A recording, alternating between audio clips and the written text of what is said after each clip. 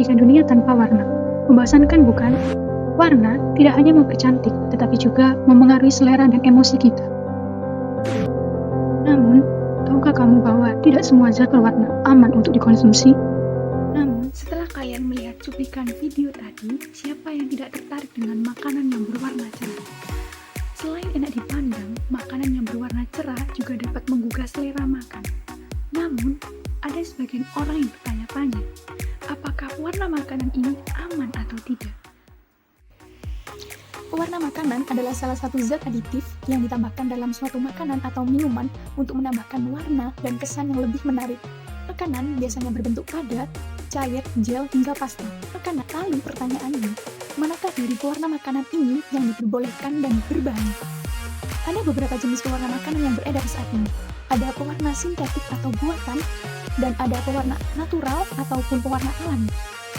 Pewarna sintetik sendiri biasanya terbentuk dari bahan kimia, misalnya saja tartrazin untuk warna kuning, brilliant blue untuk warna biru, alula red untuk warna merah, dan masih banyak lagi.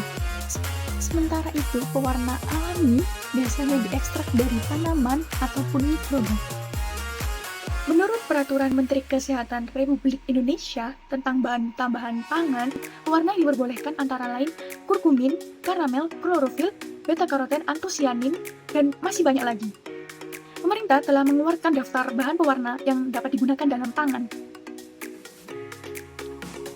Pada umumnya, pewarna sintesis tidak mengandung bahan yang haram, hanya saja tidak dianjurkan dikonsumsi dalam jumlah yang berlebihan karena dapat menyebabkan efek samping bagi kesehatan. Berikut adalah batas jumlah aman penggunaan bahan pewarna sintesis dalam makanan. Pewarna sintesis yang digunakan dalam bahan pangan itu sebenarnya aman dikonsumsi dalam jumlah yang wajar. Namun, karena masyarakat tidak mengetahui batas jumlah aman tersebut, mengkonsumsinya secara berlebihan dapat menyebabkan efek karsinogenik atau bahkan kanker.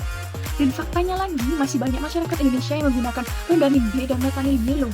Sedangkan Rodamin B dan Methanol Yellow adalah pewarna non-makanan yang biasanya digunakan dalam tekstil ataupun bahkan produksi kain. Banyak pewarna makanan yang beredar di masyarakat dan tanpa disadari sering dikonsumsi. Hal ini yang perlu kita waspadai. Dampak dari pewarna makanan tidak bisa langsung terlihat dalam waktu yang singkat, misalnya saja tartrazin E102 atau Gino 5 yang dapat menyebabkan ruam kulit, penglihatan kabut, hiperaktif pada anak-anak, gatal-gatal, dan gangguan pernapasan. Selain itu, pewarna sintesis juga dapat menyebabkan gangguan pencernaan, misalnya mual, muntah, sakit perut, dan diare. Terutama jika pewarna yang digunakan berasal dari jenis yang dilarang, seperti Rodamin B dan Methanol Yellow. Oleh karena itu, untuk mengurangi penggunaan pewarna sintesis, kita memiliki alternatif, yaitu dengan menggunakan pewarna alami. Banyak pewarna makanan yang beredar di masyarakat dan tanpa disadari sering dikonsumsi. Hal ini yang perlu kita waspadai. Dampak dari pewarna makanan.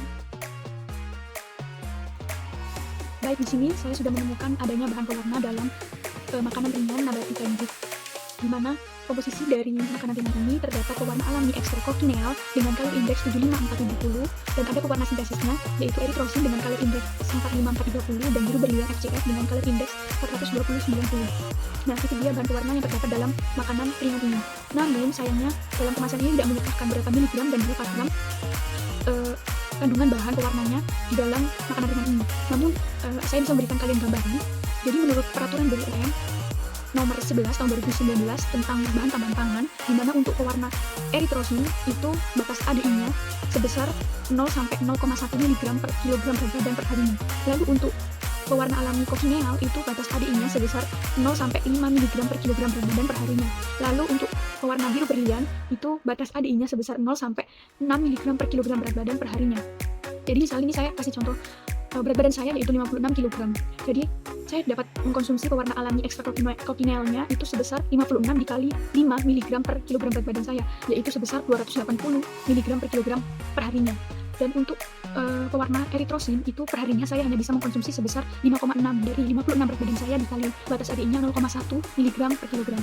Kemudian untuk biru berlian itu saya per harinya hanya bisa mengkonsumsi sebesar 336 dari berat badan saya yaitu 56 dikali dengan batas ADI-nya biru berlian yaitu 6 mg per kilogram. Jadi didapatkan hasil 336 mg per kilogram. Seperti itu.